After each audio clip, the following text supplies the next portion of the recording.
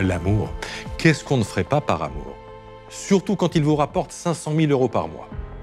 Cette affaire, c'est d'abord celle d'une femme qui valait 12 milliards d'euros, Hélène Pastor, l'héritière du plus grand empire immobilier de la principauté de Monaco.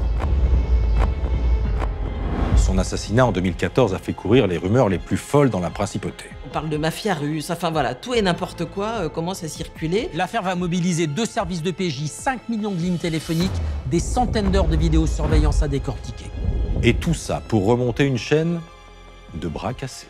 Pour moi, qui ai 38 ans de carrière en police judiciaire, c'était une première. C'est le choc des mondes. Les personnes les plus riches de Monaco et les petits voyous de Marseille.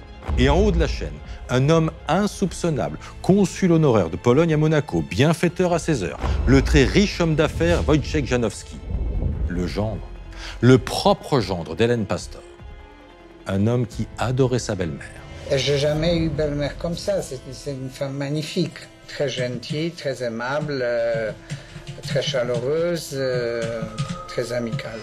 Il l'aimait, mais il aimait encore plus sa compagne. Ma femme, que j'aime énormément, est très libérée de la tyrannie, méchanceté de ma belle-mère. L'amour.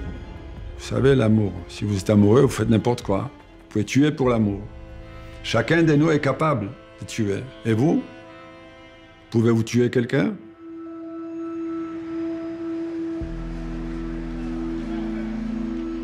Je me souviens ce jour-là. J'étais étudiante en médecine, j'avais 22 ans. J'avais passé une journée en stage en chirurgie, donc au bloc opératoire. Je sors de ma journée de travail. Je rejoins mon ami à l'arrêt de bus et il me dit il fait un super temps, on prend pas le bus, on descend à pied.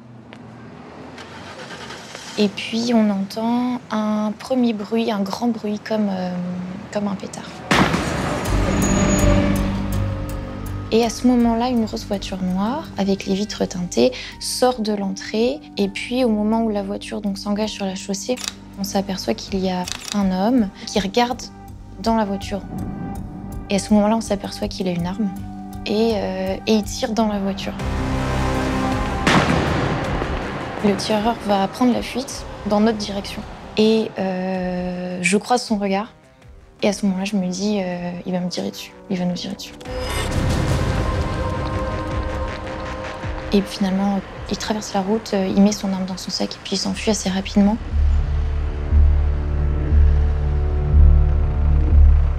On descend vers la voiture.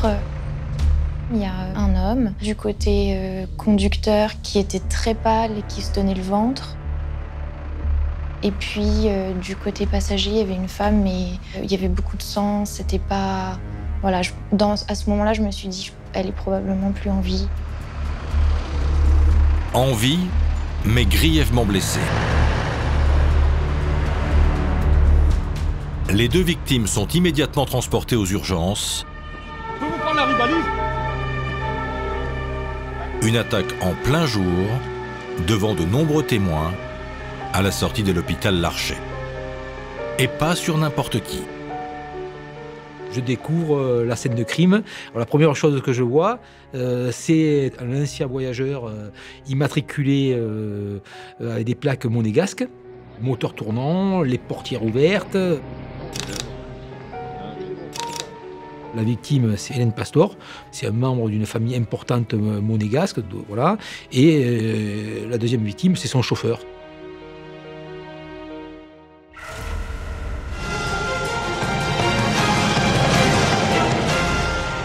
Nous allons prendre la direction de Nice où a lieu une fusillade ce soir. Les 2 personnes visées étaient Hélène Pastor, héritière d'une des dynasties les plus fortunées de Monaco, ainsi que son chauffeur. A-t-on cherché à tuer l'héritière d'une des plus grandes fortunes de Monaco? Il s'agit sans doute d'un véritable guet-apens qui a été organisé ce soir sur les hauteurs de la ville. Comme chaque jour, depuis plusieurs semaines, Hélène Pastor venait de rendre visite à son fils Gildo, hospitalisé pour un AVC. J'entends les coups de feu et je me dis mais c'est pas possible ce bruit. J'ai une visite de la directrice Et elle me dit qu'il y a eu un petit problème, mais ma mère va très bien. J'ai attendu jusqu'à 23h.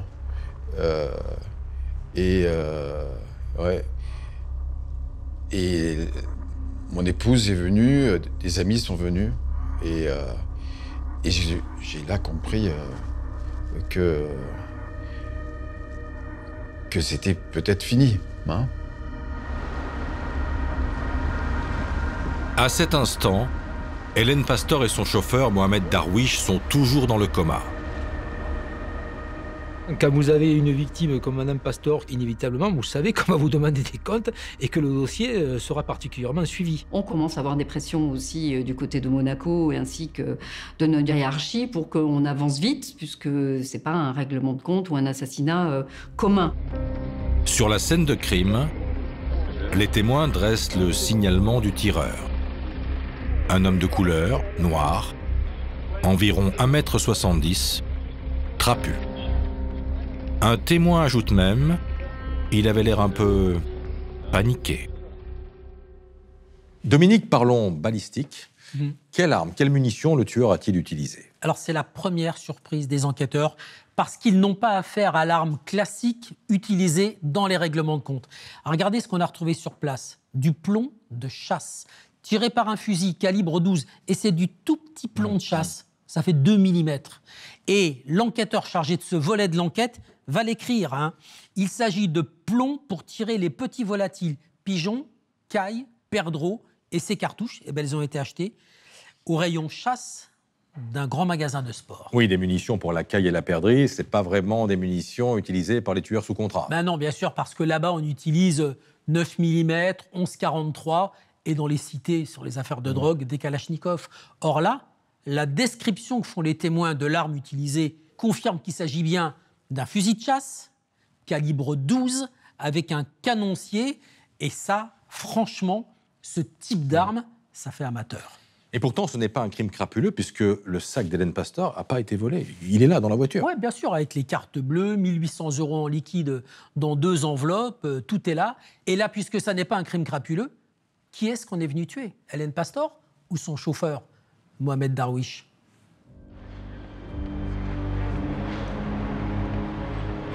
Quatre jours après l'attaque, Mohamed Darwish meurt à l'hôpital.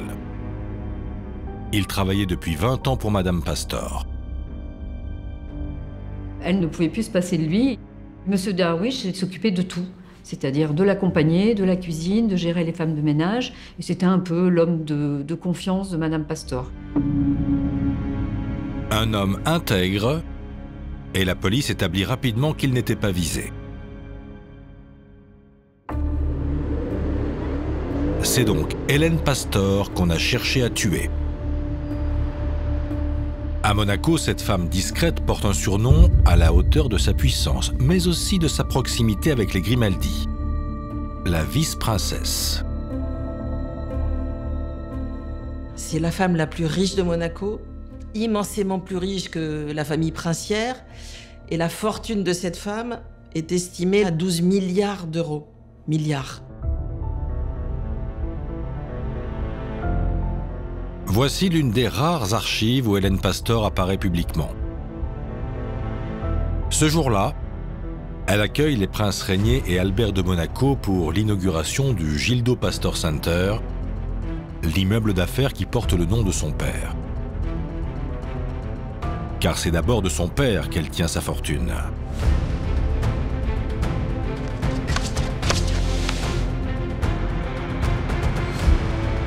Gildo Pastor s'est construit un empire immobilier en bétonnant méthodiquement la principauté dans les années 60 et 70. Un géant du BTP au service des rêves de grandeur des princes du Rocher. Mon grand-père était un homme brillant. De sa terrasse, il surveillait les constructions. Il avait une longue vue et ça lui suffisait. Gildo avait eu une idée de génie. Il avait construit quantité de très grands immeubles à Monaco, mais au lieu de les vendre, comme font les promoteurs à d'autres propriétaires, il en a conservé la propriété et il les loue. Et donc, Hélène Pastor a hérité d'un patrimoine immobilier considérable et elle gère ses biens, elle encaisse les loyers.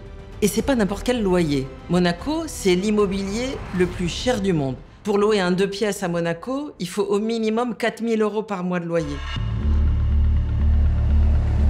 Une fortune bâtie sur la spéculation immobilière, ça peut aiguiser les appétits. Des rivaux en affaires, la famille Pastor en a. Dans ce royaume de béton et d'argent, refuge des milliardaires attirés par la douceur de sa fiscalité, un bruit court vite. Monaco, c'est un tout petit État, c'est 2 km², il n'y a que 38 000 habitants, tout le monde se connaît. Et les rumeurs commencent à circuler. On commence à parler de son côté autoritaire. C'est une femme méchante, elle se faisait des ennemis, elle a pu créer des inimitiés. Dès qu'il se passe quelque chose à Nice ou sur la Côte d'Azur, ça ne peut être que une histoire de mafia. Alors imaginez-vous une personne fortunée ressortissante monégasque, tout de suite tout le monde voyait la mafia partout, la mafia partout, la mafia partout. Donc il fallait, je pense, rester serein, concentré et faire l'enquête. La police judiciaire de Nice garde la tête froide pour mener une enquête en bonne et due forme. La perquisition de l'appartement de la milliardaire et de ses coffres-forts permet de constater que rien ne manque. Les bijoux, une quantité de bijoux. Et les lingots, les très nombreux lingots, n'ont pas bougé. L'entourage d'Hélène Pastor est auditionné. Toute la famille est entendue, aucune personne nous parle d'éventuels problèmes. C'est une famille tout à fait normale, sans aucun véritable problème. Ma mère n'avait aucun ennemi connu. C'était impossible. Elle était le cœur sur la main, quoi. Il n'y avait pas de... C'était inimaginable. 10 jours après les faits, le ciel s'éclaircit. La milliardaire sort du coma. Hélène Pastor est très faible. Son pronostic vital toujours engagé. Mais elle peut répondre aux questions de la directrice d'enquête. Elle était très lucide. Elle m'attendait avec impatience. On voit que c'était une femme à caractère, c'est-à-dire, elle m'a dit enfin, d'un air de dire, bon, qu'est-ce que vous foutiez, c'est seulement maintenant que vous venez me voir, alors que, bon, voilà, elle n'était pas audible avant. Elle ne comprend pas pourquoi on a voulu la tuer. Elle ne me donne aucune piste. Elle ne se sent pas menacée et donc elle ne comprend pas ce qui lui est arrivé. Je lui montre une planche photographique donc avec des individus noirs pour savoir si elle peut reconnaître au moins le tueur. Et au moment où je lui montre cette planche photographique, elle fait une détresse respiratoire.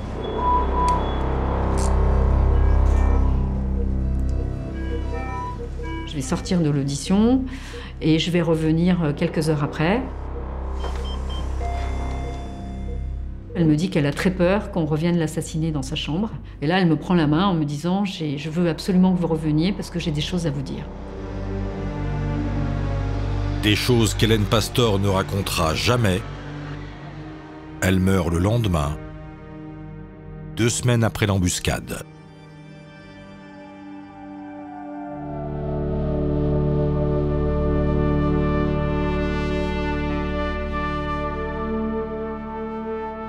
J'étais très diminué, hein. J'étais bloqué chez moi, mais je suis allé quand même à son enterrement, qui était un enterrement à 50 personnes avec le prince.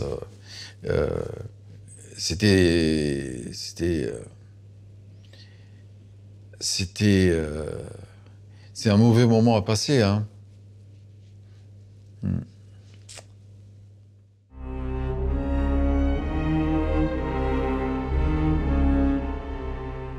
Une famille sonnée par une attaque inimaginable et une police perplexe. En fait, tout surprend les enquêteurs dans cette affaire. Les 2 cibles, les munitions utilisées et surtout l'amateurisme du tueur. Le crime, la caméra de vidéosurveillance de l'hôpital l'a filmé. de bout en bout. Et en remontant la bande, première surprise, le tireur avait un complice. Il y a une deuxième personne qui est proche de l'entrée, qui est plutôt de couleur de peau foncée. Et ce personnage-là va jouer le rôle de guetteur. C'est lui qui va même donner le top départ au tireur pour lui signifier que le véhicule de Mme Pastor va sortir de l'hôpital. Le guetteur, il avait une casquette rouge et il tenait à la main un sac du magasin Foot Locker. Donc c'est un sac caractéristique de couleur blanche avec des traits noirs. Un sac facile à repérer. Les policiers remontent encore la bande. Et là, deuxième surprise. Le guetteur est arrivé devant l'hôpital en taxi. Comme le tireur. 10 minutes plus tard. On se demande qu'est-ce que c'est ces peintres qui sont venus commettre un double assassinat à l'hôpital Larcher. Venir commettre un crime en taxi, pour moi qui ai 35 ans ou 38 ans de carrière en police judiciaire, c'était une première. J'ai dit, c'est pas possible. J'ai dit, mais c'est quoi cette histoire-là ? Normalement, on arrive avec un scooter volé, replaqué, ou au moins une voiture volée, replaquée, qu'on va brûler après. Là, pas du tout. Et donc, ça montre un amateurisme complet. La traque commence, d'abord chez les chauffeurs de taxi, qui renseignent les policiers au-delà de leurs espérances. Car les deux types ont réservé leur course par téléphone. Les numéros correspondent à des cartes SIM anonymes, mais qu'à cela ne tienne, les flics les remontent. Elles ont été achetées à 200 km de Nice, à Marseille, dans cette boutique de la Canebière, le jour de l'attaque, vers midi.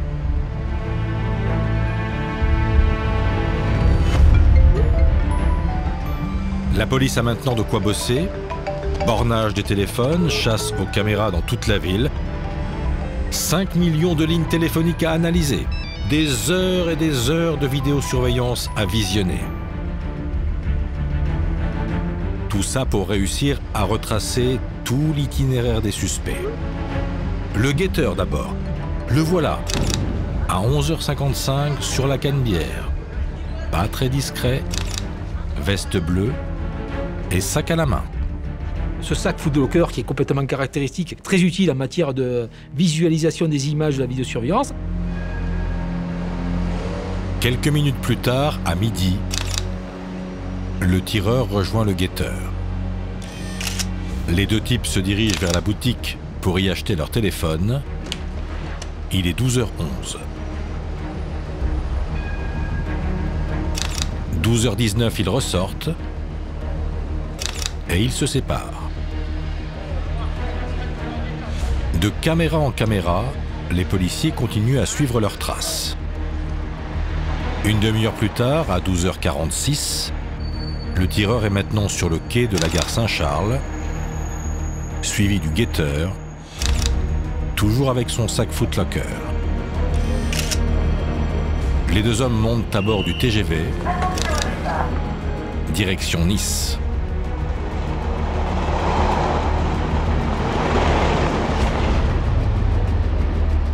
Deux heures plus tard, les revoici dans le tunnel d'arrivée de la gare de Nice. Il est 15h39. Le guetteur n'est plus en bleu, mais en noir. Et c'est maintenant le tireur qui porte le fameux sac. Et on a la chance d'avoir une caméra qui prend en pleine face les gens qui descendent du train. Et là, on a une photo vraiment exploitable du tireur et du guetteur. Et il ne reste plus qu'à ce moment-là d'essayer de mettre des noms sur ces deux visages. C'était quand même impressionnant d'avoir une photo de si bonne qualité. Et ils sont beaux comme des soleils. Voilà. Et pour être voyants, les deux types le sont. Pas plus discret à Nice qu'à Marseille, les gars. Ils descendent tous les deux dans un hôtel situé à 2 pas de la gare de Nice. Le patron de l'établissement les reconnaît parfaitement sur la photo que lui présente la PJ. Le patron de l'hôtel nous confirme donc ce jour-là avoir accueilli sur le coup de 16h15, 16h30, 2 individus qui étaient ensemble et qui ont loué 2 chambres dans cet hôtel. Bizarrement, ils avaient loué 2 chambres, mais visiblement, ils n'y ont pas couché. Les gars réservent leur taxi. Ils quittent l'hôtel à 18h18 pour le guetteur et 18h24 pour le tireur. Direction l'hôpital Larcher pour arriver à l'heure où Hélène Pastor quitte habituellement son fils. Mais avant de partir, ils sèment un indice. Enfin, un de plus. La femme de ménage qui a fait la chambre d'hôtel du tireur va indiquer qu'elle a nettoyé la chambre, mais comme elle a trouvé un flacon de gel douche dans la salle de bain, elle ne l'a pas jeté, elle l'a mis sur son chariot de ménage en disant que si la personne revenait, au moins elle lui avait gardé. Et bingo! L'un des 2 types a laissé son ADN sur le flacon et il est fiché. Samine Saïd Ahmed, 24 ans, déjà condamné pour trafic de stupes. C'est pas quelqu'un qui a une grosse envergure, c'est pas quelqu'un qui est connu, ce qu'on appelle à Marseille, nous, dans le narco-banditisme ou dans le banditisme traditionnel. Voilà, mais bon, c'est un délinquant qui a fait de la prison. Et surtout, bon, la photographie qu'on sort, ça correspond parfaitement à notre tireur. Quant au guetteur, il est encore moins malin. Il a continué à utiliser son téléphone anonyme après le crime. Et c'est du gâteau pour les flics. L'homme au sac Footlocker s'appelle Alaïr Hamadi. Il a 31 ans. Lui aussi, il a déjà été condamné pour vol avec violence. On ne comprend pas, dans cette histoire, comment 2 petits voyous marseillais de cité sont venus à Nice aller tuer la plus riche héritière de la principauté de Monaco. Ça colle pas. Donc forcément, il y a des intermédiaires et un commanditaire. Et à partir de là, il va falloir travailler comme des fous pour remonter cette piste. Dominique, en moins de 10 jours, les policiers ont identifié le tireur et le guetteur. C'est quoi la suite? Garde à vue? Il y a 2 options. Soit on casse, on les arrête tout de suite en espérant qu'ils vont causer, soit on les laisse partir, on les met sous surveillance, on les écoute, on espère remonter jusqu'au commanditaire, on espère aussi qu'ils ne vont pas se barrer entre-temps. D'ailleurs, il va y avoir discussion là-dessus entre 2 services de PJ, la PJ Nice, chargée du dossier, et la PJ Marseille, qui vient en renfort. Qui va trancher? Le juge, c'est lui le patron. Et le juge qui va dire, on surveille, on écoute. Et ça va payer. Ça va payer parce que celui-ci, Hamadi, le guetteur, il est très bavard au téléphone. Il est constamment en relation avec celui-ci, qui s'appelle Alain Beaulieu. C'est un pseudonyme. Et ils parlent beaucoup de pognon tous les 2. Celui-là veut de l'argent. Il veut ses 2,5. 2,5, ça veut dire 2500 €. Et il lui dit, oh dis donc, t'es monté quand même avec des trucs que mes amis ont cherchés. Les policiers qui esgourdent, qui écoutent, pensent que les trucs, c'est le fusil et les munitions. En tout cas, il y a une histoire de pognon entre ces 2-là. Ce Beaulieu-là, c'est qui? Ce Beaulieu, c'est un gendarme auxiliaire, adjoint volontaire, qui s'appelle en fait Salim Youssouf. Oui. Et on les voit tous les 2 en photo, Salim Youssouf et Hamadi, regardez ici, à la sortie d'un bar à Marseille. Ok. Là, Dominique, on est toujours dans les petites mains, on est d'accord? Ouais. Mais grâce à la téléphonie, on va remonter encore. Parce que ces 2-là, Hamadi et Youssouf, sont régulièrement au téléphone avec celui-ci, Abdelkader Belkatir. C'est un électricien qui bosse au black sur des chantiers marseillais. Lequel Belkatir passe beaucoup de temps au téléphone avec celui-ci. Normal, c'est son beau-frère. Il s'appelle Pascal Doriac. Mais lui, c'est pas un Marseillais. Il bosse à Monaco. Monaco? On se rapproche. Ouais. Pascal Doriac est coach sportif. Il loue ses services à des clients fortunés. Et certains d'entre eux vivent à Monaco. C'est quelqu'un qui veut réussir, qui a besoin de reconnaissance et qui essaye d'avoir de plus en plus de clients monégasques pour pouvoir après monter sa propre structure de bien-être.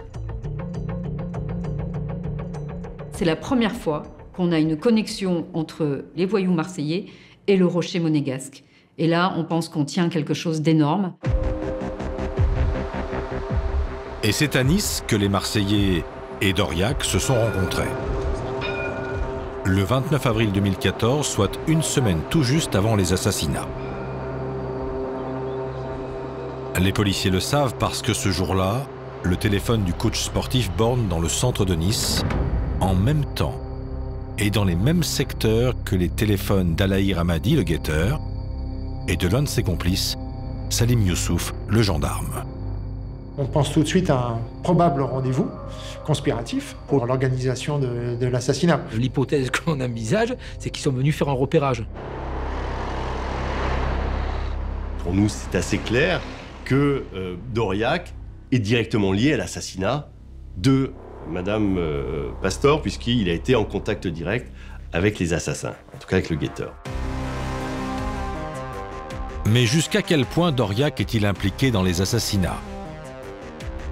Peut-il en être le commanditaire? Pour commettre ce contrat, il a fallu de l'argent et pas mal d'argent, et on se rend compte que c'est quelqu'un qui roule pas sur l'or, voilà, et qui est incapable, au travers de ses revenus ou de l'argent qu'il a sur ses comptes, de pouvoir financer une action de ce niveau-là. Et en plus, on ne comprend pas tout de suite l'intérêt direct qu'il peut avoir de vouloir s'en prendre à Hélène Pastor.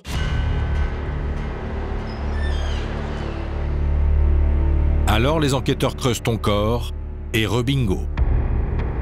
Dans la téléphonie de d'Aurillac, un proche d'Hélène Pastor, très proche même, son gendre, Wojciech Janowski.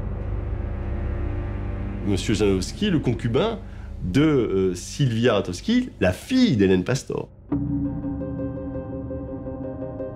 Et donc là, ça prend une autre dimension. On se dit là, ça sent bon, comme on dit en termes d'enquêteur. Monsieur Janowski jouit d'une excellente réputation à Monaco. Il est responsable d'une association de lutte contre l'autisme.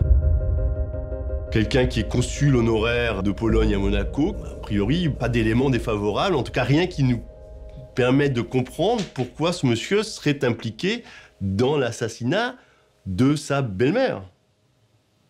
Aucun élément. Wojciech Janowski et Pascal d'Aurillac s'appellent régulièrement, normal. D'Aurillac est le coach sportif et le masseur personnel du gendre d'Hélène Pastor. Mais ce qui pose question, c'est la fréquence et les dates de leurs appels. Quand on fait une étude sur plusieurs mois, c'est assez linéaire, ils sont assez peu fréquents, parce qu'ils se voient pratiquement tous les jours, donc ils n'ont pas besoin de s'appeler. Par contre, peu de temps avant l'assassinat, on constate qu'il y a beaucoup plus d'appels téléphoniques, comme juste après l'assassinat. Ces appels sont à des dates clés, c'est-à-dire le jour de l'assassinat, le jour du décès de Mohamed Darwish, le jour du décès de Hélène Pastor. Janowski, les policiers le connaissent déjà. Ils l'avaient évidemment entendu après l'assassinat de sa belle-mère et de Mohamed Darwish. Et ils ne l'avaient pas senti. C'est quelqu'un qui se présentait comme un homme d'affaires, avec plein de sociétés, avec une activité débordante, tout ça. Mais ça paraissait pas très réel, vous voyez ce que je veux dire. C'était un peu confus. On arrivait à la lecture de son audition, on n'arrivait pas déjà à comprendre exactement ce qu'il faisait et de quoi il vivait. Et puis l'étude détaillée des comptes bancaires de Janowski révèle quelques anomalies. Il y a des gros retraits d'espèces qui n'avaient jamais été faits auparavant. Entre janvier et avril 2014, presque pour un montant de 250 000 euros, ce qui sont des sommes énormes. Je crois qu'il y a un retrait de 77 000, 75 000 et 150 000 de mémoire. Et donc, évidemment, on fait l'année précédente, et là, on s'aperçoit qu'ils ne retirent jamais d'argent. Ils retirent 10 000, 15 000, 20 000, mais c'est des petites sommes, enfin des petites sommes pour eux. Donc on se dit, ben voilà, en fait les 250 000 euros, c'est le contrat qui va permettre l'assassinat. On a pas mal de questions à poser à M. Janowski, mais également à Sylwia Ratowski, Pastor, parce qu'on ne peut pas dissocier l'un et l'autre à ce moment-là de l'enquête. Pour nous, c'est un tout. Le couple a peut-être intérêt que Mme Pastor disparaisse pour prendre en main une partie de l'héritage ou la totalité de l'héritage. C'est vieux comme le monde. Après 1 mois et demi d'enquête, les policiers y voient plus clair. Du tireur au commanditaire, en passant par les intermédiaires, il pense avoir identifié tous les maillons de la chaîne. C'est maintenant l'heure de se causer. L'affaire Hélène Pastor est en train de prendre une nouvelle ampleur. 20 personnes ont été arrêtées aujourd'hui. À Marseille, Nice. Une vingtaine de personnes a été interpellée et parmi elles, la fille et le gendre d'Hélène Pastor. Voici les principaux interpellés. La fille, Sylvia, Janowski, le gendre, Doriac, le coach sportif, le guetteur, Hamadi, le tireur, évidemment, Saïd Ahmed. Entendu à l'évêché, le siège de la PJ marseillaise, le tireur n'est pas du tout coopératif. Il garde le silence. Donc, malgré tous les éléments qui lui sont présentés, malgré la photographie, malgré les éléments de téléphonie, malgré son ADN, il ne dit rien. Mais dans un bureau voisin, le guetteur, Alaïr Hamadi, se met très vite à table. Il va expliquer lors de sa garde à vue qu'il a été approché pour un charclage, qui comprend dans son jargon qu'il va falloir tuer quelqu'un. Donc lui, il veut pas tuer les gens, mais il est prêt pour de l'argent à organiser et faire le guetteur. Donc il accepte le contrat. Hamadi explique aussi comment il avait d'abord recruté Salim Youssouf pour exécuter Hélène Pastor et Mohamed Darwish. Sauf que le gars s'est déballonné quelques heures avant les assassinats et qu'il a bien fallu le remplacer Fissa. À l'arrache, il a dû trouver un tueur parce que ça devait absolument se faire le 6 mai, puisque après Gildo Pastor allait sortir de l'hôpital. Et donc, il a recruté un tireur dans la nuit, à la veille des faits. Et ça sera donc Saïd Ahmed. Hamadi a tout de suite senti que Saïd Ahmed était quelqu'un qui ne réfléchissait pas. Il avait toutes les qualités de l'exécutant et il allait tirer sans faire d'histoire. Le guetteur, décidément très bavard, révèle aussi qu'il a touché 70 000 € à se partager avec le tireur, dont une prime de 20 000 € pour tuer le chauffeur. Mohamed Darwish, c'est pas une victime collatérale de cette affaire-là. C'est une victime à part entière. Il était visé par le contrat, vous comprenez ce que je veux dire ? C'était pour vraiment noyer les pistes et mettre un peu la police judiciaire niçoise dans le flou. D'après Hamadi, c'est un blanc qui a organisé ce double assassinat. Et ce blanc, pour les policiers, c'est Doriac. Le brigadier chef, Bruno Lamade, l'auditionne dans les locaux de la PJ niçoise. Je vois tout de suite que Pascal Doriac, c'est un primo-délinquant. Lui, il n'est pas taillé pour la garde à vue. Je me dis, bon, il va finir par me dire la vérité, quoi. De fait, Doriac craque dès sa deuxième audition. Il raconte alors comment Janowski a commencé à se confier à lui. C'était 1 an et demi avant les assassinats chez Wojciech Janowski et Sylwia Radkowski dans cet immeuble monégasque. Les deux hommes sont alors en pleine séance de sport et de massage. Wojciech Janowski explique à Pascal Doriac que sa belle-mère, Hélène Pastor, est sans cœur et sans pitié et qu'elle tyrannise sa compagne Sylvia Pastor. Un harcèlement permanent. Janowski confie à Doriac que c'est ce qui aurait même déclenché un cancer chez Sylvia. Janowski, ne pouvant plus supporter le climat entretenu au sein de la famille par Madame Pastor au préjudice de Sylvia, ne pouvant plus supporter de voir sa femme malheureuse, il a décidé, Monsieur Janowski, de faire tuer sa belle-mère. Et à un moment donné, au cours de l'année 2013, il lui explique qu'il en a marre et qu'il demande à Pascal Doriac s'il peut lui trouver une arme.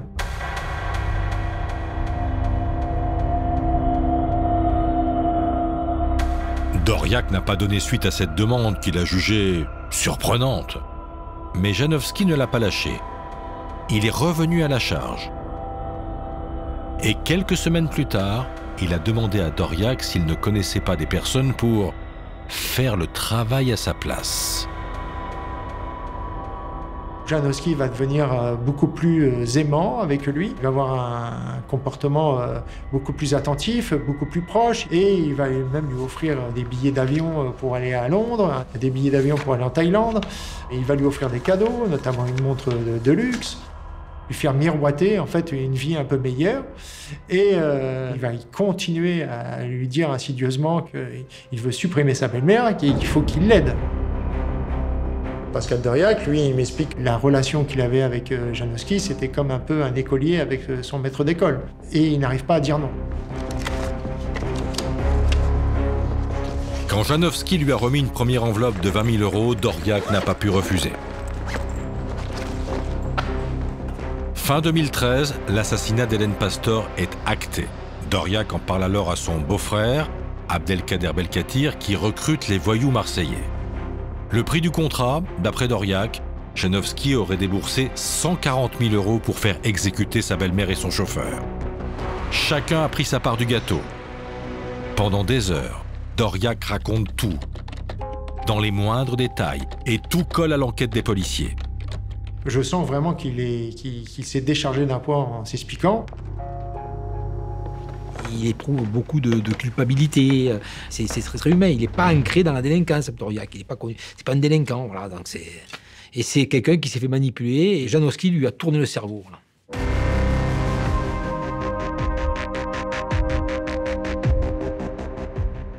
Doriac et Amadi ont parlé, et les policiers jouent sur du velours.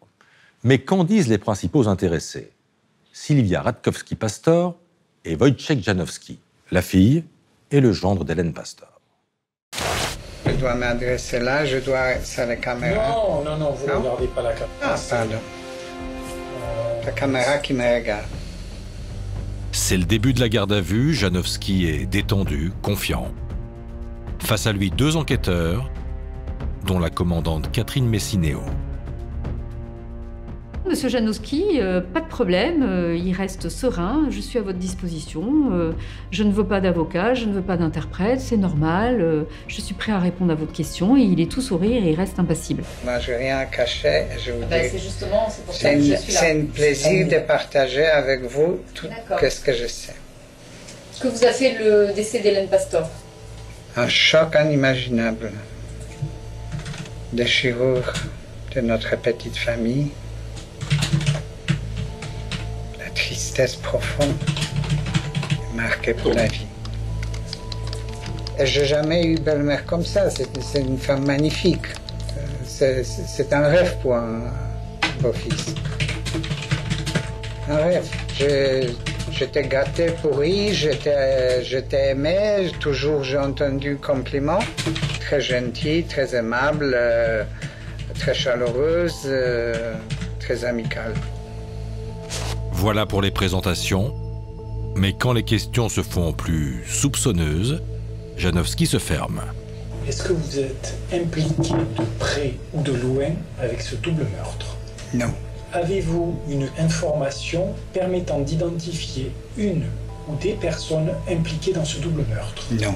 Est-ce que vous avez une idée des motivations qui ont pu conduire à ce double meurtre? Non. Donc il dit non à tout. Donc il dit, moi j'ai aucun élément à vous donner, je suis effondré. Je suis effondré. Je vous assure quand même que j'ai jamais pensé que Sylvie et moi-même, on va se trouver en garde à vue. Je vous demande de raconter votre histoire par rapport aux faits. Après plusieurs heures d'audition, Janowski doit s'expliquer sur ses retraits d'argent en espèces avant les assassinats. L'homme d'affaires a perdu de sa superbe, mais il s'est brodé. Je pense que le rôle primordial de cet assassinat a été joué par Pascal Doriac. Pourquoi votre prof de gym jouerait un rôle primordial dans le meurtre de votre belle-mère? Monsieur Doriac, il a fait une demande d'argent pour nous protéger. Le mot semble-t-il, c'était pour vous protéger? Pour nous protéger, au cas où, s'il y a quelque chose qui nous arrive. Il a demandé 200 000 euros. 200 000 euros?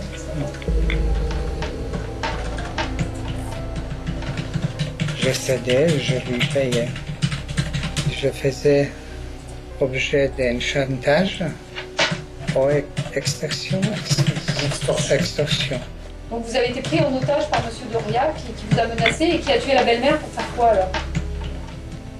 Je n'étais pas pris en otage, j'étais menacé et je... D'accord. Et comme vous adoriez votre belle-mère, il s'est dit je vais tuer la belle doche, comme ça il va payer. Pas du tout, madame. Alors, qu'est-ce que... Bon, allez, on arrête. Je suppose que vous avez préparé votre belle histoire le jour où vous serez convoqué à la police. Oh non, pas du tout, madame. Le meurtre de votre belle-mère. Je commandité rien, madame. Je rien commandité et je rien préparé, madame. Aucun meurtre, vraiment, je rien fait. Évidemment, cette version est complètement rocambolesque. Je commence un peu à élever le ton pour lui dire qu'il faut qu'il arrête de nous raconter des salades et qu'il ferait bien de nous expliquer et de nous dire la vérité plutôt que de nous raconter n'importe quoi. Il nous prend vraiment pour des imbéciles. Au 3e jour de sa garde à vue, à la 6e audition de Janowski, la commandante lui fait comprendre qu'il est dans une impasse. Il est temps d'avouer. Est-ce que vous pensez un seul instant que la police judiciaire aurait pris la décision de vous mettre en garde à vue avec ce que vous posez en tant que terme de pouvoir si on n'avait pas fait la démonstration de A à Z que vous êtes le commanditaire de ce meurtre? Vous avez tout à fait raison. De toute façon, vous avez bien compris que je vais m'expliquer. Vous avez commandité ce meurtre, oui ou non? C'est oui, madame. D'accord, ok. Comment ça s'est fait avec Doria qui vous allez nous expliquer? Je demandais s'il puisse m'aider à résoudre les problèmes avec ma belle-mère. D'accord. Sous-entendant de l'éliminer. Exactement. Voilà. C'est exactement. Janowski va nous expliquer que Madame Hélène Pastor, qu'il avait décrite comme une femme formidable au début de la garde à vue, en fait, est une sorcière qui faisait pleurer tout le monde dans la famille. Et que pour sauver sa femme des griffes de sa mère, il avait commandité ce meurtre.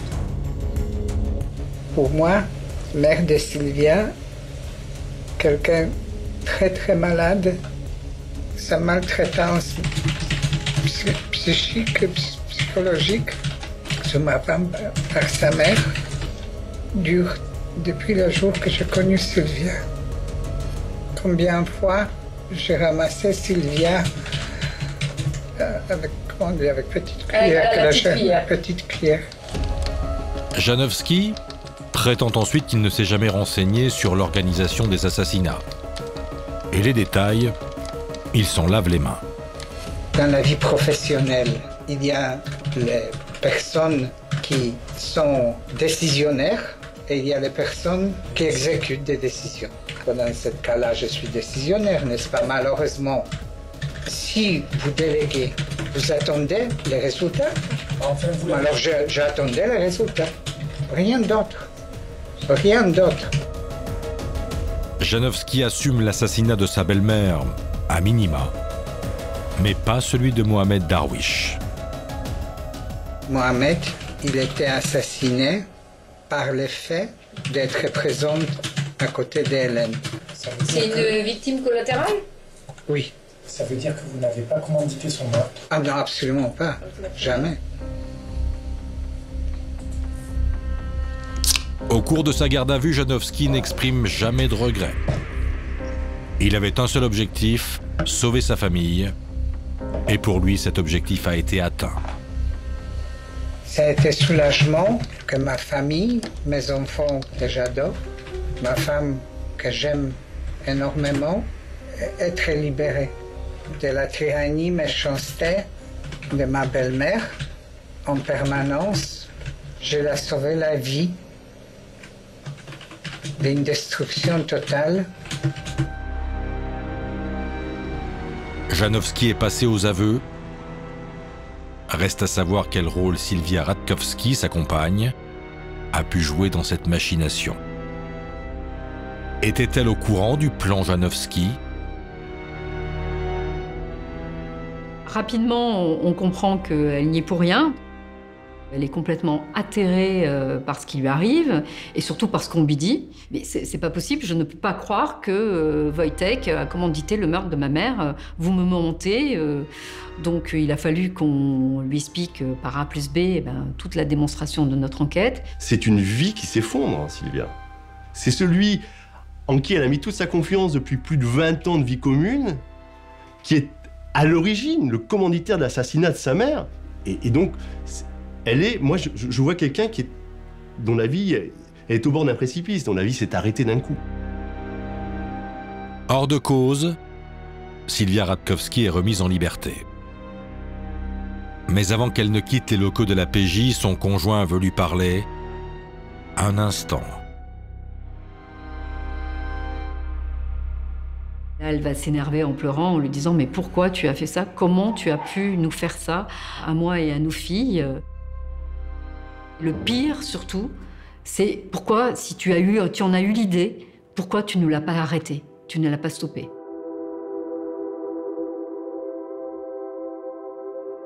Il se met à pleurer en lui disant « Mais c'était pour te sauver, c'est parce que je t'aime, etc. » Elle lui dit « Mais qu'est-ce que tu racontes, me sauver de quoi ?» Donc elle s'énerve et elle lui dit ce qu'elle pense de lui, et lui continue à pleurer pour lui dire qu'il a fait ça par amour.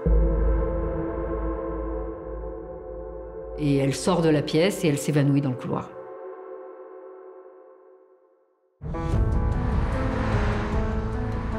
Le gendre d'Hélène Pastor a donc avoué avoir commandité l'assassinat de sa belle-mère.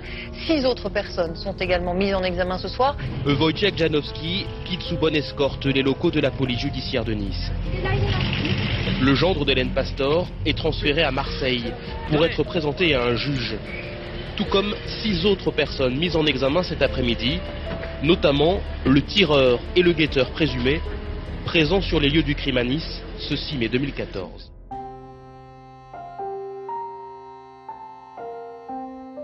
Oui, c'est un choc. Je suis un peu groggy, vous savez, je réalise, mais je ne réalise pas totalement.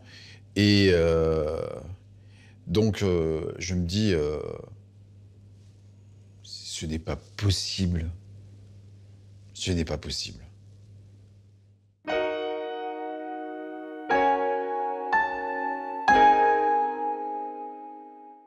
Tu parles de mafieux. C'est un gendre que les policiers ont trouvé sur leur route. Un gendre éperdu d'amour pour sa compagne. Le problème, c'est que chez celui que les policiers appellent maintenant Janus, comme le dieu romain aux 2 visages, le cœur est aussi très proche du portefeuille.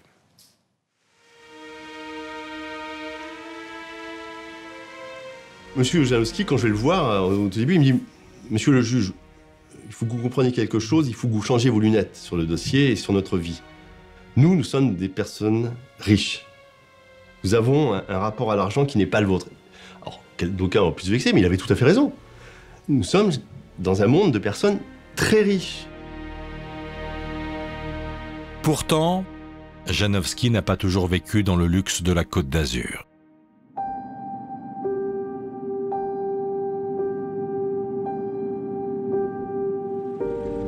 Il a commencé sa vie dans la grisaille de la Pologne des années 40. Ses parents étaient des industriels de la chimie ruinés par la guerre.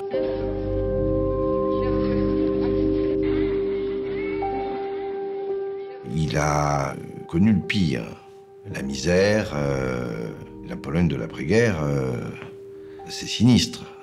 On est encore, qui plus est, sous la férule communiste. Donc c'est un homme qui a la peau dure. C'est quelqu'un qui va avoir le sentiment de vrai déclassement. Alors dès qu'il le peut, Janowski fuit la Pologne. Il a 22 ans et il débarque à Londres avec 3 sous en poche en 1971, soi-disant pour y étudier. Non, il n'est pas du tout étudiant. De suite, il travaille dans un bar. Comme tous les Polonais. Moi aussi, j'ai commencé par laver les assiettes. Ensuite, vous montez en grade.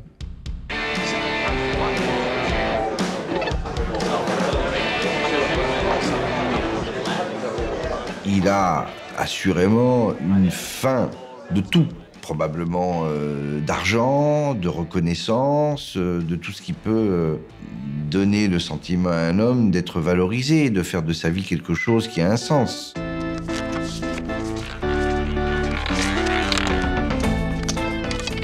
C'est un homme intelligent, c'est un homme calculateur, c'est un joueur d'échecs.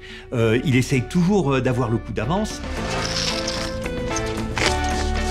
Sa passion pour le jeu pousse Janowski à se faire embaucher comme croupier dans un casino londonien. Pas pour longtemps. Il est ambitieux, déterminé, et il gravit tous les échelons pour devenir manager. Janowski aime tout ce qui brille. Il s'envole donc pour Monaco dans les années 80. Il y devient directeur des relations publiques de la société qui gère le casino de Monte-Carlo. C'est là que Janowski, le mondain, fait la connaissance de Sylwia Ratkowski-Pastor. Son père à elle est polonais et Janowski s'est joué de ses origines pour la séduire. La rencontre avec Sylwia Ratkowski, c'est une vraie rencontre d'amour. Peut-être que la richesse de la famille Pastor n'a pas été un frein à ses ardeurs amoureuses. On peut aussi voir les choses de cette manière-là, bien sûr. Mais je crois pouvoir dire, en tout cas, que l'amour était sincère. Et là, c'est le jackpot. Il rencontre la riche héritière et donc ça va être la revanche sur la vie. Le couple s'installe dans un appartement somptueux, dans cet immeuble qui appartient au Pastor. Sylwia gère le patrimoine familial avec sa mère et Janowski, lui, se lance dans les affaires. Depuis ses bureaux installés dans le quartier de Monte-Carlo, il spécule en bourse et rachète des brevets qu'il espère faire prospérer. Il avait son bureau, il avait plusieurs compagnies, j'ai fait des traductions des actes de vente, d'achat, négociations, donc j'étais persuadé que c'était un homme d'affaires. Et il me disait qu'il part à Londres 2 jours, il va à Varsovie 3 jours, il revient le lendemain. Mais dans le petit théâtre des vanités monégasques, il manque une chose à Janowski. Un titre. Il voulait absolument, justement, être consul honoraire pour monter en grade dans l'échelle sociale monégasque. Il a fait beaucoup de choses pour la communauté polonaise ici. Il faisait les cadeaux pour les enfants, les Saint-Nicolas, Père Noël. Il faisait les chèques à l'association polonaise, les chèques de 4 000 €, 3 000 € chaque année. Mais il ne parlait pas tellement avec les Polonais. Il essayait d'aider les Polonais financièrement.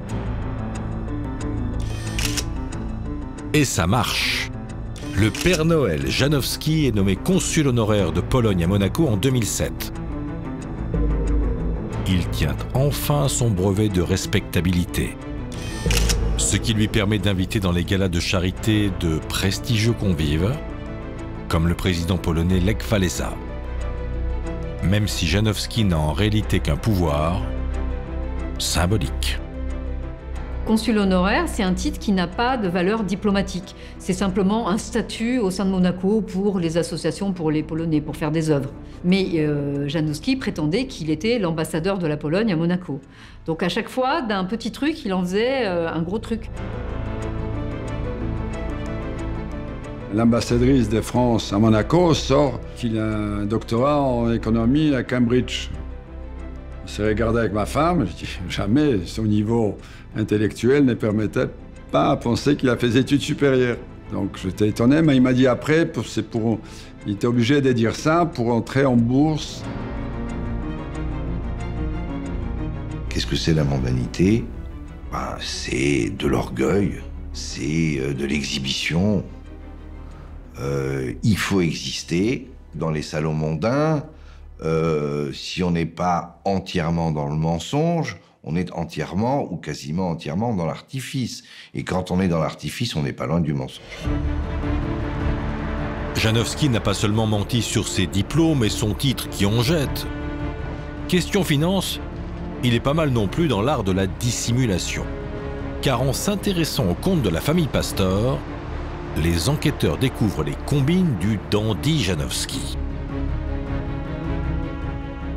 Sylvia, ainsi que Gildo, son frère, recevaient chaque début de mois, de la part de Madame Pastor, 500 000 euros d'argent de poche. 500 000 euros de début de mois. À partir de ce moment-là, Wojciech Janowski demandait à Sylvia, au motif qu'il gérait leur quotidien, eh bien, des chèques en blanc.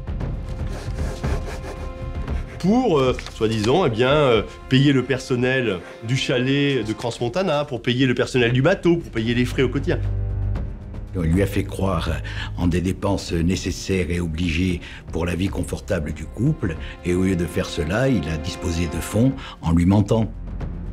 En réalité, Janowski annonçait à sa compagne des montants de dépenses très supérieurs aux montants réels. Les études de leur fille aînée aux États-Unis, 500 000 euros, soit 2 fois le coût réel. Le yacht acheté en Italie, 2 à 3 fois le prix. Quant à la maison de Londres, achetée par Sylvia, il l'a mise à son nom à lui, il l'a hypothéquée, sans la prévenir, pour payer le bateau. Sur les 18 derniers mois, par exemple, on s'aperçoit sur que 9 millions d'euros que perçoit Sylvia de sa mère, eh bien, Wojciech Janowski va ponctionner 7 500 000. Mais elle s'en fiche, Sylvia. Elle ne gère pas cela, elle s'en occupe pas. Parce qu'elle a confiance. Elle n'a pas imaginé une seconde que celui-ci puisse la trahir à ce point. C'est hors de son champ. Et en plus de siphonner des millions, Janowski ne réglait pas les dépenses les plus banales du couple. Monsieur Janowski faisait de la caballerie financière, donc il y avait plein de factures impayées à Monaco, garage, assurance vie, alors qu'elle lui avait donné cet argent pour qu'il le fasse. Et puis surtout, il lui a offert une petite Fiat 500, en fait, qu'il a mise à son nom et dont il n'a pas payé l'assurance. Ça veut dire qu'elle roulait dans Monaco sans assurance et sans le savoir. Et avec l'argent qu'il s'arrogeait, Janowski réalisait un joli tour de passe-passe. Il l'encaissait d'abord sur le compte d'une société écran baptisée Shine. Ça lui permettait de le réinjecter ensuite en toute discrétion dans ses entreprises. Janowski pouvait donc donner l'illusion qu'il s'enrichissait avec ses startups, alors qu'il s'agissait en fait de l'argent de sa femme et donc de sa belle-mère. Toutes ces sociétés, c'était que des sociétés vides qui ne lui rapportaient aucun argent, qui lui coûtaient de l'argent, parce qu'il a fallu qu'il investisse pour donner des apparences, se construire une sorte de légende derrière un peu tout ça, mais au final, ça lui rapportait strictement rien. C'est un homme d'affaires sans affaires. Ça participe en quelque sorte de son image, celle qu'il veut renvoyer. Un imposteur, bien sûr. Un menteur, ça va de soi, il ment en permanence. Il est capable de revêtir plusieurs costumes, plusieurs attitudes, plusieurs comportements, plusieurs postures. Il pouvait certainement être assez enjôleur, voire séducteur, mais c'est, me dit-on, le trait de personnalité des escrocs ou des faiseurs. Pour moi, c'est pas un détournement, non? C'est peut-être un mauvais usage. Monsieur Janowski était persuadé qu'il avait le don des affaires, qu'il allait pouvoir faire fructifier l'argent qui venait essentiellement, effectivement, de son épouse et qui, en de nombreuses occasions, se sont avérées des affaires calamiteuses.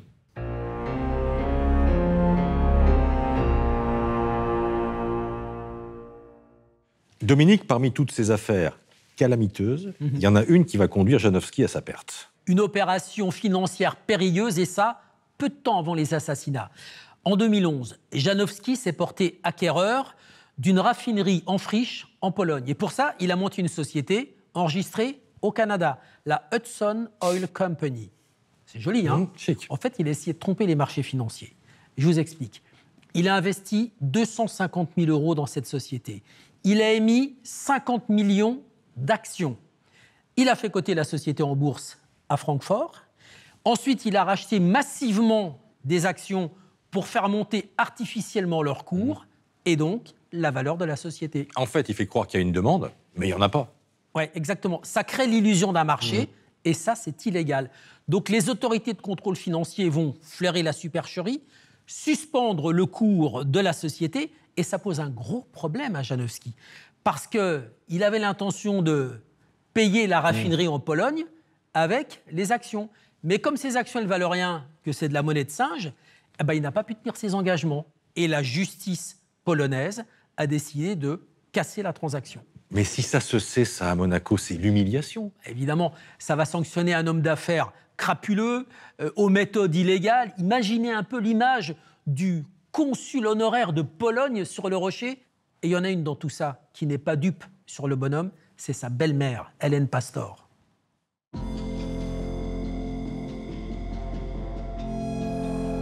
La belle-mère se méfiait de son gendre. À vrai dire, depuis le premier jour, Hélène Pastor le prenait pour un arriviste et un imposteur.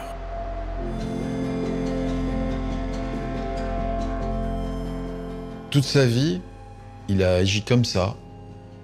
Toute sa vie fait partie d'un mensonge. Donc, on s'était fait une habitude avec ma mère de dire bon, bah, c'est. On ne peut pas compter dessus. Mais je crois que ma mère l'aimait quand même. Hélène était une femme qui, de par sa fortune, avait appris à se méfier quand même. Comme se méfient quelquefois les gens qui sont dotés d'une fortune importante et qui savent débusquer les gens par trop intéressés. Et en plus de cela, Hélène avait compris rapidement que les pseudo-affaires de Janowski n'en étaient pas en réalité. Je ne pense pas qu'il ait eu un sentiment d'exclusion, parce que pour ressentir ça, il aurait fallu qu'il soit dans une famille soudée et harmonieuse, ce qui n'était pas le cas. Hélène Pastor avait mis sa fille en garde, mais Sylvia n'en avait que faire. Elle aimait Janowski, voilà tout. Les relations mère-fille étaient d'autant plus compliquées qu'elles travaillaient ensemble.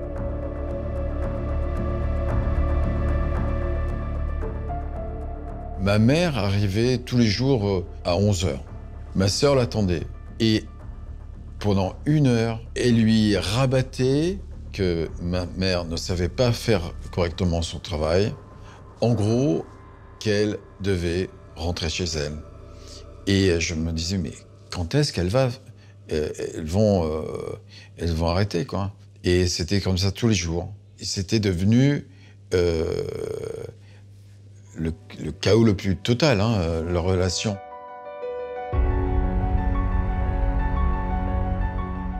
Ma sœur, elle appelait la vieille, toujours, et ça faisait beaucoup de peine à ma mère.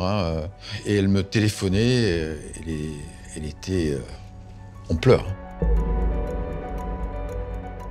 Comme tous les enfants, Sylvia, elle a pu être à un moment donné gênée par une forme d'insistance de sa mère relativement à la façon dont elle conduisait sa vie, relativement à la gestion des affaires, relativement à l'autorité naturelle qu'elle exerçait, mais pas plus que ça. Sylvia a probablement le sentiment que sa mère privilégie son frère. Il y a une sorte de jalousie. Janowski nourrissait d'ailleurs à l'égard de Gildo un certain ressentiment, voire une espèce de jalousie, parce que Gildo, avec les moyens dont il dispose, c'est vrai, mais enfin, avec quelque chose de visionnaire, réussit dans les affaires. Janowski n'a jamais réussi dans la moindre affaire. Gildo, le fils bien-aimé, l'entrepreneur innovant et iconoclaste. Pilote automobile fougueux dans sa jeunesse, il investit ensuite dans la fabrication de voitures et de motos électriques futuristes. La relance avec un objectif très clair. Des projets flamboyants, une personnalité originale qui lui ont peut-être attiré la jalousie de son beau-frère Janowski et la préférence supposée de sa mère. Moi, je crois que c'est d'ordre culturel. Hélène Pastor, elle est italienne, et par conséquent, Gildo, c'était le mâle de la famille, et elle avait pour son fils une admiration et une affection particulière. Et ça n'appelle pas comme conséquence qu'elle n'aimait pas Sylvia, c'était une affection exprimée de manière différente pour l'un et pour l'autre. Je menais mon existence, mais j'avais pas d'interaction particulière avec ma mère, ma sœur. J'ai essayé d'apaiser le cas, mais c'était pas évident. Hein. Et puis, Hélène Pastor prenait de l'âge, et cela n'arrangeait pas l'ambiance familiale. La vieille dame s'était mise à appeler sa fille tout le temps, avec parfois un brin d'agressivité. Sylvia en souffrait, Janowski s'en plaignait. C'est du moins ce que raconte Pascal Dauriac. Il dit « Je n'arrivais pas à faire une séance complète de massage avec Sylvia. Il y avait toujours des appels d'Hélène, et souvent des appels qui se passaient mal. Et c'est vrai que Sylvia pouvait des fois pleurer à l'issue de ces appels. Sylvia ne va pas nier que les rapports avec sa mère sont difficiles, conflictuels. » Et c'est dans ce climat irrespirable que Sylvia tombe malade. Le cancer est un choc, pour elle bien sûr, mais aussi pour Janowski qui réalise sa dépendance à la famille Pastor. Si Sylvia meurt, qu'est-ce qui va se passer pour lui? Qu'en est-il de cette vie dorée, de dandy entretenu en quelque sorte? Eh bien, il va se passer qu'il va tout perdre. Parce qu'il n'a aucune vocation successorale à percevoir tout ou partie de la fortune des Pastor. Aucune. Sylvia et Janowski ne sont pas mariés, et Sylvia n'a pas mis Janowski sur son testament. Une tradition chez les Pastor. Pour empêcher les pièces rapportées de partir avec l'héritage.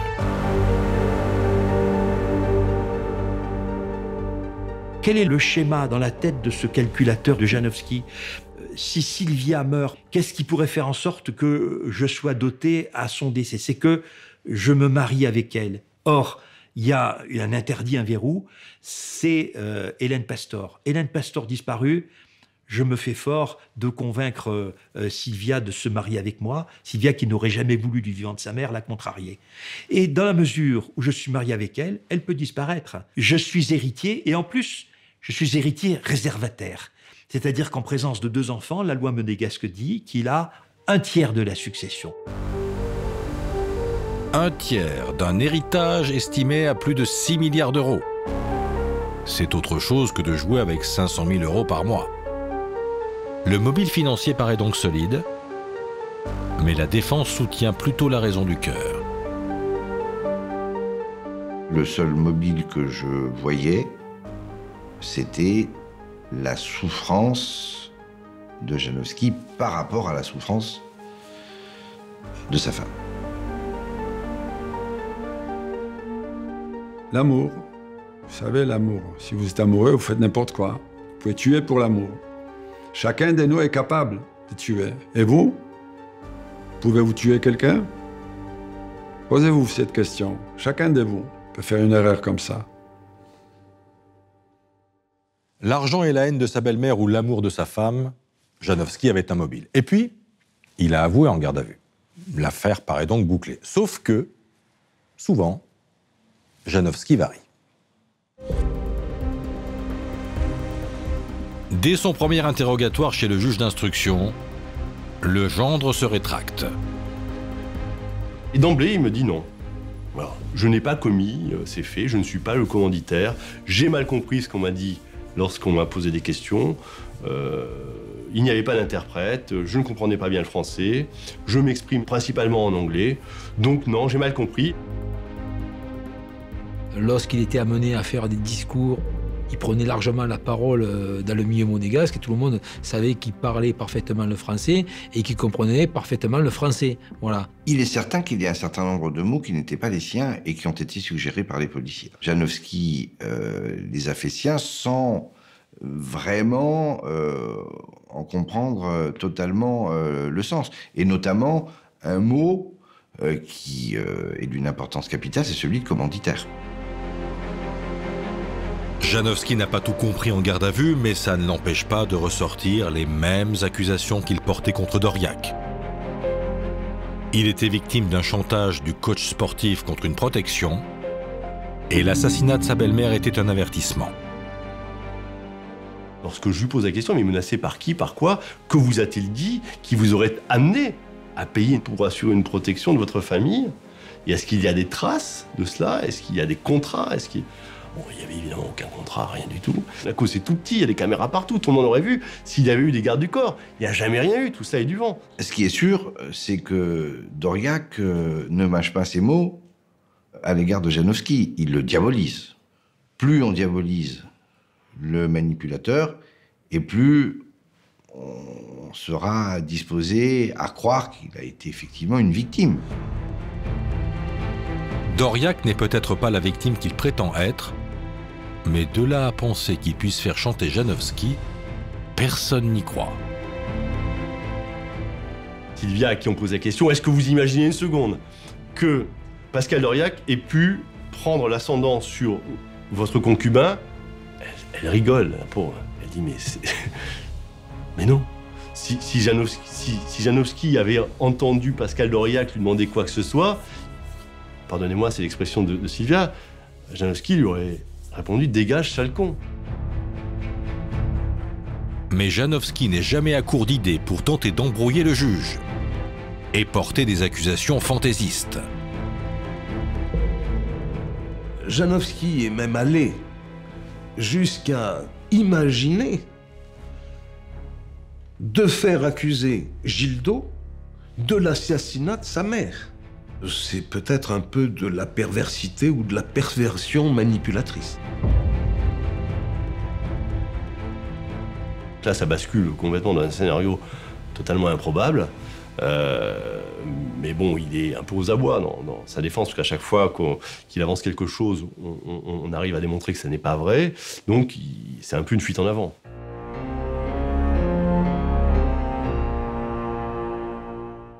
Dominique, ce sont finalement 10 personnes qui sont renvoyées devant la cour d'assises des Bouches-du-Rhône pour leur implication à des degrés divers dans les assassinats d'Hélène Pastor et de Mohamed Darwish. Voici les principaux accusés. On commence par le commando. Ouais. Saïd Ahmed, le tireur, Hamadi, le guetteur, risquent la réclusion criminelle à perpétuité. Ils comparaissent pour assassinat. Youssouf, soupçonné d'avoir fourni l'arme et les munitions, complicité d'assassinat. Belkatir, celui qui a mis en contact les Marseillais avec l'organisateur Doriac, complicité d'assassinat pour les deux. Et enfin, le commanditaire, Janowski, complicité d'assassinat, il encourt la perpète. Janowski, personnage central de ce procès, il a tout le temps menti. Est-ce qu'il va enfin dire la vérité? Le procès s'ouvre le 17 septembre 2018 à Aix-en-Provence.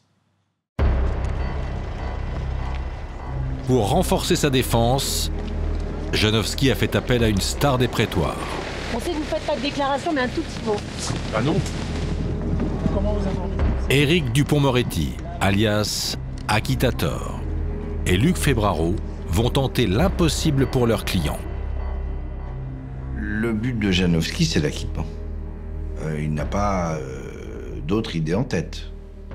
Et nous l'accompagnons dans cette quête-là. Et il y a du monde à ce procès. Chacun guette l'arrivée des parties civiles.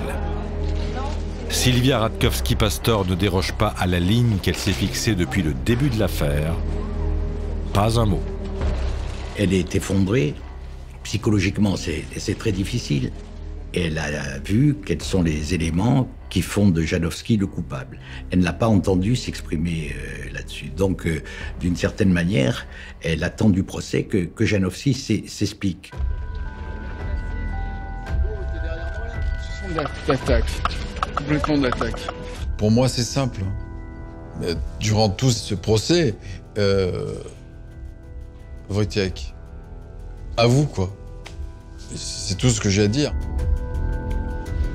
L'affaire a laissé des traces dans la famille Pastor. La méfiance s'est installée entre Gildo et Sylvia.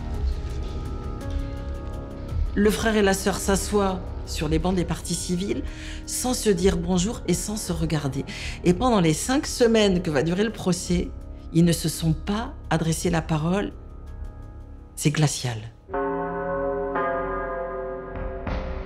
Dès l'ouverture des débats, Janowski se montre le plus à l'aise des 10 accusés. On voit un personnage d'une assurance folle, prétentieux, orgueilleux, vaniteux, reprenant tout le monde, le président y compris d'ailleurs. Lorsqu'on s'avance à prononcer un mot d'anglais, un sigle de société, il vous reprend en disant « votre anglais est détestable, il faut s'y prendre différemment ». Il donne des leçons, on a l'impression qu'il veut être le patron de l'audience, qu'il veut prendre la présidence des débats. On le rappelle gentiment à l'ordre. Il est d'une arrogance totale. Il est d'une arrogance quasi insupportable. C'est vrai qu'il a pu, par moments, répondre de manière assez agressive.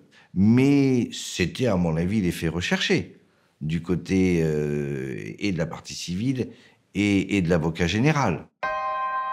Mais ce sont les jurés qu'il faut convaincre. Et pour ça, Janowski et ses avocats savent comment s'y prendre. Il faut démolir la garde à vue et discréditer les conditions dans lesquelles le gendre a passé des aveux. Ils m'ont tout fait, sauf m'arracher les ongles, accuse Janowski. Ce qu'il nous a toujours dit, c'est qu'il avait été soumis à une pression épouvantable, que les policiers avaient été extrêmement durs, qu'il l'avaient menacé de tout, mais on parle évidemment de pression morale. Je précise que pendant toute l'instruction, on avait demandé au juge, pour en avoir le cœur net, de visionner les enregistrements des auditions de Janowski, chose qui nous avait toujours été refusée. Mieux vaut tard que jamais, le président accepte, lui, de diffuser des extraits de cette garde à vue. Et ce n'est pas un cadeau pour la défense. Je peux avoir une Coca-Cola? Merci, merci beaucoup, comme ça, c'est sent bien. Merci beaucoup.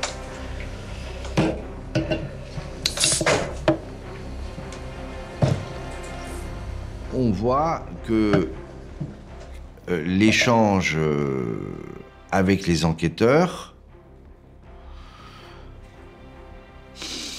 n'est pas celui qu'on s'imaginait. On n'entend pas de menaces. On ne voit pas de choses qui pourraient s'apparenter à des pressions particulières. On est loin, je dirais, de ce qui est décrit par Janowski. On ne peut pas rêver une garde à vue qui se passe dans des conditions plus idéales, plus douces que celle-là. La diffusion des aveux permet aussi à l'assistance de se faire une idée du niveau de compréhension du français de Janowski. Vous avez commandité ce meurtre, oui ou non? C'est oui, madame. D'accord, ok. Pour être clair, vous avez commandité le meurtre de votre belle-mère. C'est bien, pour être clair dans la question qu'on vous pose. On veut être bien clair dans la formulation. Oui, mais ça n'était pas le mot exact. Je demandais s'il puisse m'aider à résoudre les problèmes avec ma belle-mère. Il le dit comme si c'était normal. Il le dit comme si ma mère était un chien. C'est un moment vraiment où le procès bascule et ses avocats comprennent là que ça va être difficile. Et donc on se dit, ça va être tragique, quoi, parce qu'on ne va pas échapper au pire des verdicts. Nous lui disons, c'est fini. C'est fini. On ne peut plus s'en sortir. Les aveux de Janowski lui collent à la peau. Impossible de s'en débarrasser. C'est du pain béni pour l'avocat général qui réclame pour le gendre la réclusion criminelle à perpétuité avec une peine de sûreté de 22 ans. Je dis qu'il a commis de crimes crapuleux, mais en plus cet argent avec lequel il va payer toutes ces personnes-là, ben, c'est pas le sien, c'est l'argent de Sylvia qu'il détourne, et l'argent de Sylvia, c'est l'argent de sa mère. Autrement dit, il va organiser ces deux crimes avec l'argent de l'une de ses victimes, et qu'il emporte avec cette victime qui était son cœur de cible, un autre innocent qui était ce chauffeur qui ne demandait rien à personne, un homme dévoué qui est mort à la tâche finalement. Je dis effectivement, c'est le comble du cynisme, et c'est ce qui justifie le niveau de mes réquisitions. La défense est coincée. Plus question de plaider l'acquittement. Il faut limiter la casse, toucher le jury, effacer l'image d'un homme d'argent cynique. Maître Dupond-Moretti se lève. Et alors là, surprise générale, il avoue à la place de son client, ce qui est très, très inhabituel. Et il dit ceci: ces mots que vous attendez de Wojciech Janowski, c'est moi qui vais les prononcer. Donc, il est coupable de l'assassinat d'Hélène Pastor, mais pas de celui de Mohamed Darwish, son chauffeur. Et cet assassinat, il l'a commandité pour sauver sa compagne. Par amour. Nous avons parlé, bien sûr qu'il nous a donné son accord. C'est une évidence. Avouez, c'était impossible pour Janowski à ce moment-là. Parce que pour faire un grand saut, comme celui-là, ben, il faut une grosse préparation mentale. Et puis, n'oublions pas une chose qui est importante, il y a les yeux de sa femme qui sont portés sur lui depuis le début du procès. Et ça, il ne peut pas le dire, lui. Il n'aurait pas pu s'excuser, Janowski, de ça. Dans son verdict, la Cour ne fera pas de distinction entre les assassinats d'Hélène Pastor et de Mohamed Darwish. Janowski est reconnu coupable d'avoir commandité les deux. Il est donc condamné à la réclusion criminelle à perpétuité, mais sans peine de sûreté. Pour Saïd Ahmed le tireur, perpétuité. Pour Hamadi le guetteur, perpétuité. Pour Doriac, 30 ans. Parmi les 6 autres accusés, les peines s'échelonnent de 6 mois de prison avec sursis à 15 ans ferme, et 2 d'entre eux sont acquittés. La condamnation de Janowski pour l'assassinat de sa belle-mère, on s'y attendait, on l'avait même appelé de nos voeux. En revanche, la condamnation de Janowski pour Darwish est pour nous une condamnation au bénéfice du doute. Contre lui, il y avait les déclarations de Doriac et rien d'autre. Écoutez, c'est une joie pour ma mère. J'ai fait ça pour elle. Et voilà. Ce que j'avais promis à ma mère, on l'a fait. Donc, c'était à passer à... Je pouvais enfin travailler à d'autres choses, mais ça a été un long procès.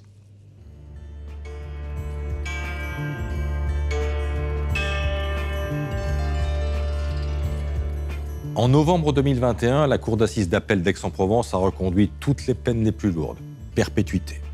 Le seul dont la peine a été allégée, c'est Doriac, avec 22 ans de réclusion, au lieu de 30.